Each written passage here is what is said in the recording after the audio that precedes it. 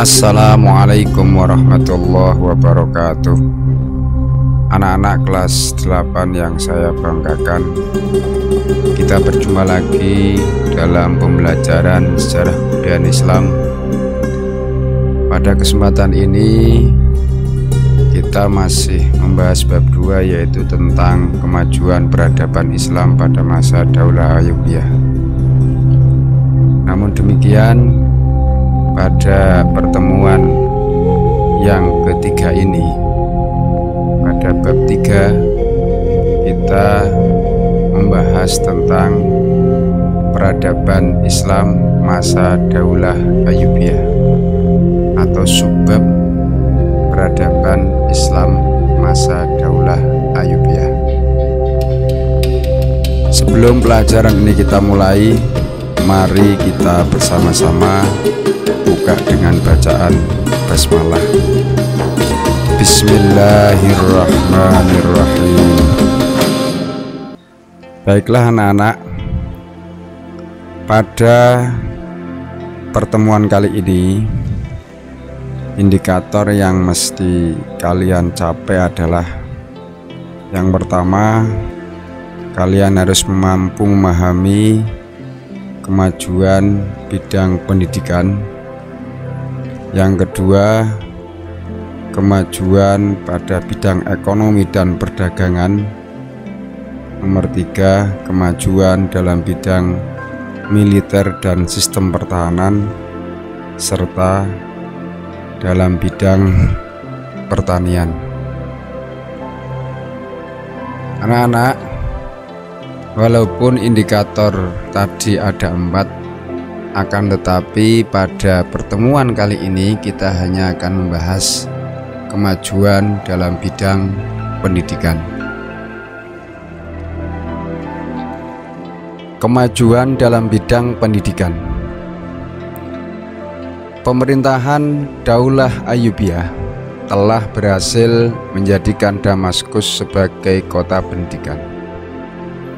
Damaskus, ibu kota Suriah, masih menyimpan bukti yang menunjukkan jejak arsitektur dan pendidikan yang dikembangkan para penguasa Daulah Ayyubiyah tersebut. Mereka tidak hanya merenovasi dinding-dinding pertahanan kota, menambahkan beberapa pintu gerbang dan menara, serta membangun gedung-gedung pemerintahan yang masih bisa digunakan hingga kini, tetapi juga mendirikan madrasah sebagai sekolah pertama di Damaskus yang difokuskan untuk pengembangan ilmu hadis. Madrasah ini terus berkembang dan menyebar ke seluruh pelosok Suriah. Madrasah yang dibangun merupakan bagian yang tak terpisahkan dari masjid atau sebagai sekolah masjid. Lembaga pendidikan ini secara formal menerima murid-murid dan mengikuti model madrasah yang dikembangkan pada masa Nizamiyah, madrasah yang didirikan Nuruddin di Aleppo, Amesa, Hama, dan Ba'labak mengikuti mazhab Syafi'i. Pembangunan dan pengadaan fasilitas kesehatan untuk rakyat berupa rumah sakit terus-menerus mengalami pembenahan.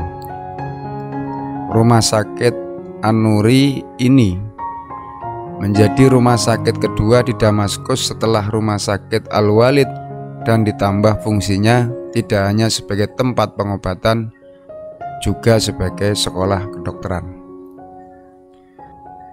Pada pembangunan monumen-monumen, penguasa Daulah Ayyubiyah menorehkan seni menulis indah. Prasasti-prasasti yang ditulisnya menjadi daya tarik para ahli paleografi atau ilmu tulisan kuno Arab. Sejak saat itu diperkirakan seni kaligrafi atau khat Arab gaya Kufi muncul dan berkembang. Kaligrafi gaya Kufi kemudian diperbarui dan melahirkan gaya kaligrafi Naskhi. Salah satu prasasti yang sampai saat ini masih bisa dilihat dan dibaca terdapat di Menara Benteng Aleppo. Disebutkan dalam catatan orang Suriah dan Hittiyah, benteng pertahanan tersebut merupakan mahakarya arsitektur Arab kuno dan terus ada berkat jasa pemeliharaan dan renovasi. Pengembangan masjid sebagai lembaga pendidikan atau sekolah masjid, juga sebagai museum, menunjukkan pada masa Daulah Ayyubiyah terbangun konsep multifungsi yang berhubungan dengan masjid di Suriah.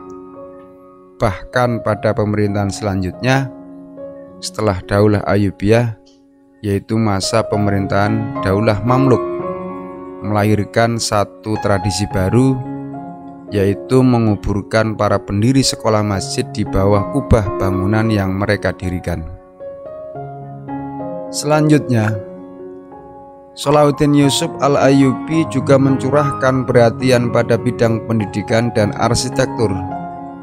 Ia memperkenalkan pendidikan madrasah ke berbagai wilayah di bawah kekuasaannya, seperti ke Yerusalem, Mesir, dan lain-lain.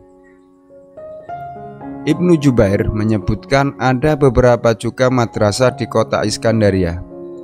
Di antara madrasah terkemuka dan terbesar berada di Kairo dan memakai namanya sendiri, yaitu Madrasah As-Salahiyah.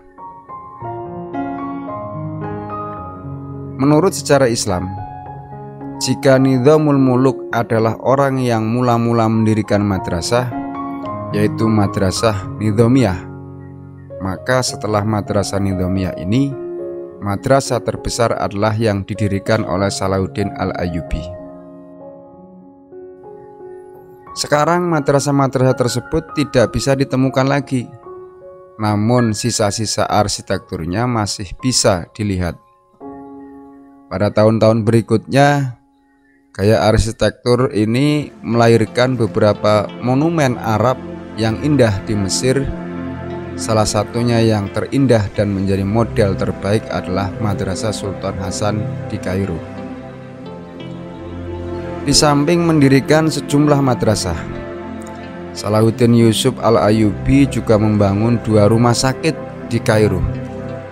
Bangunan kedua rumah sakit itu dirancang mengikuti model rumah sakit Nuriyah di Damaskus, yakni selain sebagai tempat pengobatan, sekaligus sebagai sekolah kedokteran. Salah seorang dokter terkenal yang juga menjadi dokter pribadi Salahuddin adalah Ibnu Maimun yang beragama Yahudi. Jadi itu beberapa kemajuan di bidang pendidikan, terutama baik pada pendidikan agama, pendidikan umum maupun pendidikan kedokteran. Bahkan pada pemerintahan Daulah Ayyubiyah ini lebih menonjol pada pengembangan pendidikan pada bidang kedokteran.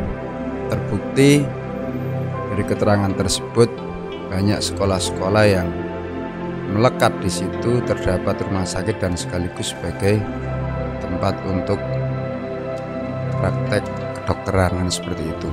Nah, sebagaimana yang didirikan oleh Salahuddin seperti rumah sakit Nuriyah, di situ juga sebagai model sekolah kedokteran. Demikian, mudah-mudahan kalian bisa memahami dan bisa mengambil ibroh atau pelajaran bahwa suatu kemajuan itu dapat kita raih manakala kita